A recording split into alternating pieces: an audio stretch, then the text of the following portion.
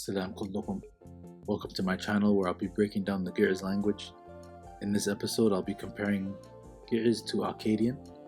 So I have 6 verbs for you guys today to compare. Without wasting any time, let's just get right into it. First verb I have for you guys, to write. So we have tzade, hasir, and af. In Ge'ez we have tzahaf, yathaf, tzihif, and a book is mutaf. You can feel the root in that word. It's tzihif, with the tzade. It's a very common letter. In Akkadian it also keeps the tzade. So we have tzapar, tzatar, tzapar, tzapu.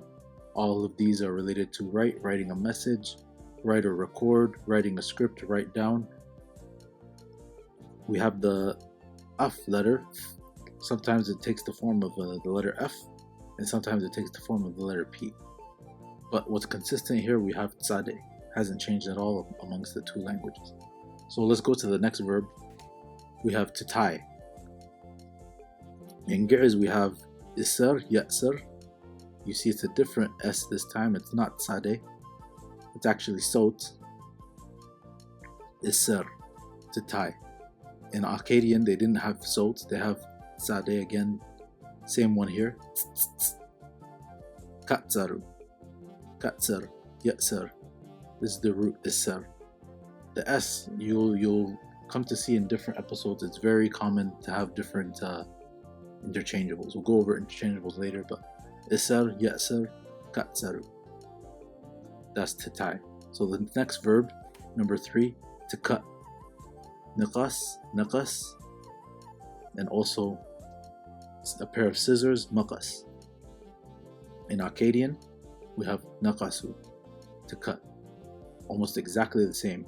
Just over here we have kup, and over here they have kaf. But it's essentially the same thing. So I put kup here. Noon, kup, set. Naqas, naqas, maqas. Let's go to the next verb. Now this one's gonna change it up a little bit. It's not gonna be the same, so I'll actually start with the Akkadian version. Akalu, akal, to eat. It's a very common verb, and when I go into different episodes, you'll remember verb number 4, akal, is always gonna be akal on this side of the verb, and then Ge'ez will always have a different. Ge'ez has a different verb, but I wrote down akal.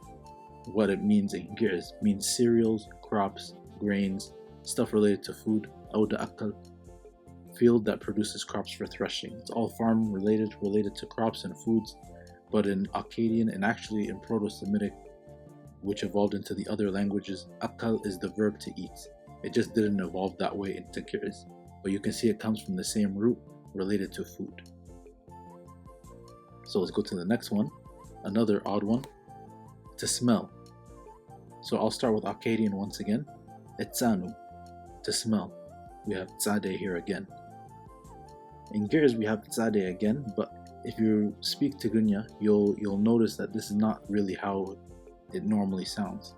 Tzano, tzanawa, yentso, to smell. But this tzade, it changed. It became a different letter. It became cha. Chano, yachno. Chana is like perfume, cologne. It's an evolutionary word. So this word, when I have the episode comparing what words in Ge'ez evolved into Amarinya, Tigrinya, Tigre, you'll remember this letter because it'll probably be, this word, because it'll probably be on the first episode on that topic. But yeah, this is basically to smell. Itsanu, tsano, yentso, chana, chano, yachno. And the last verb, to bite. Nasak, yensak, nesket, and then in Akkadian we have nasaku, to bite, nasaku. This also evolved into something else in Tigrinya. Nasak is not how you say to bite anymore. When you say to bite, you say naqas.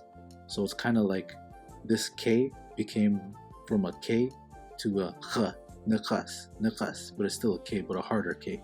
And it switched places with the S. The S is at the end and the K is in the middle.